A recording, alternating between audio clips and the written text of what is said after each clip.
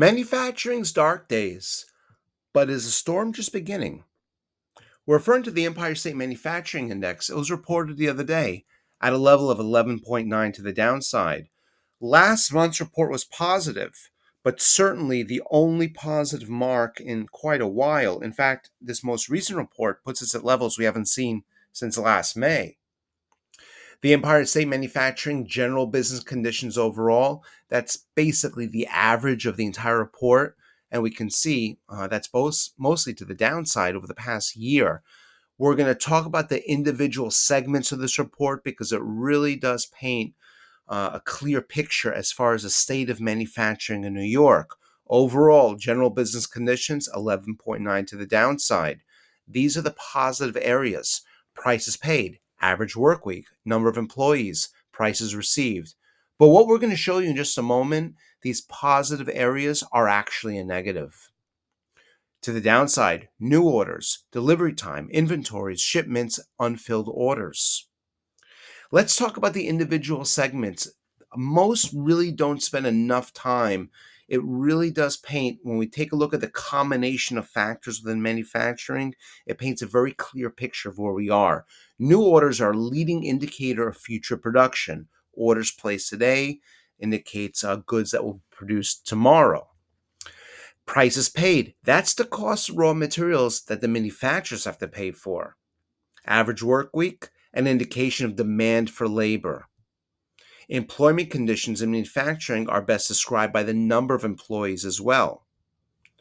The delivery time is reflected in terms of the efficiency of the supply chain. When we have supply chain disruptions, such as COVID, this tends to go down.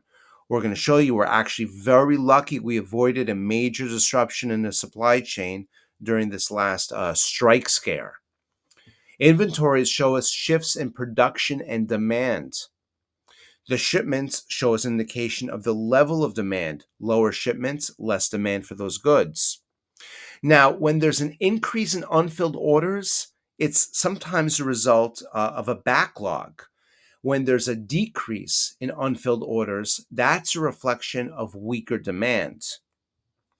What manufacturers can charge for the finished goods at the stores, that is reflected by prices received.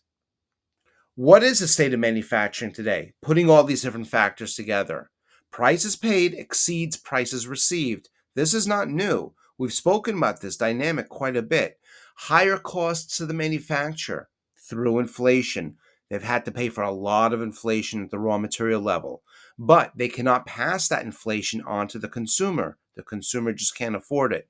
So the combination of higher costs in the manufacturer, lower revenues at the stores, it means the profit margins are being squeezed.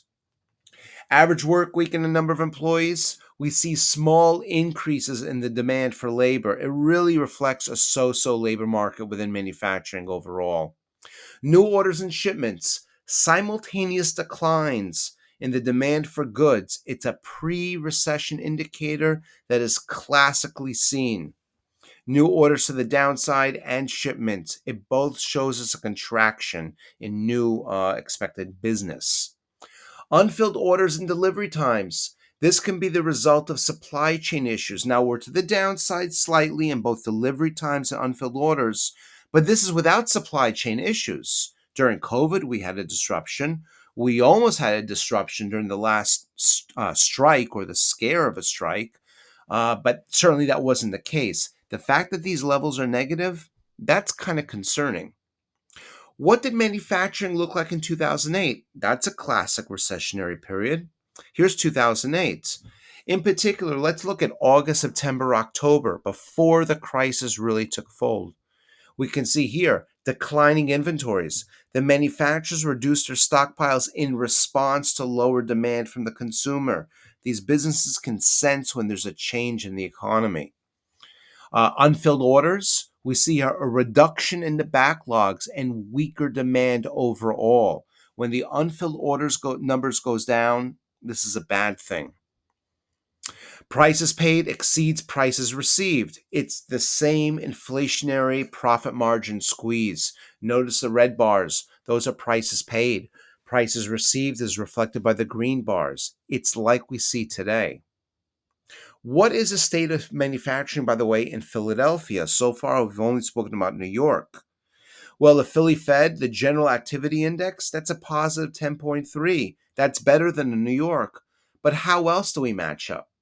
On the left, Philly Fed. On the right, Empire State Manufacturing. The general activity in Philadelphia, that's better than it is in New York, certainly. But we can see here, prices paid, that's 29.7 in Philly, 29 in New York. However, prices received, that's 17.9 in Philly, 10.8 in New York. It's the same dynamic as 2008. It's the same in both reports. Prices paid exceeds prices received. Talking about employment in Philly Fed, down 11.8 in terms of work hours. Employment negative 2.2. The Empire State Manufacturing employment segments are positive, but only slightly. Overall, employment is not good in the manufacturing index. Now, we like to dig below the surface, and the other day we discovered something that I think you'll find quite interesting: unusual option activity, specifically on DJT, that's Donald Trump's social media stock. And the reason why we bring it up, obviously, it's very timely, and there's also very close correlations to the overall presidential odds. And I think that you'll find what we discovered here to be quite interesting. We hope this has been helpful. We look forward to seeing you back soon.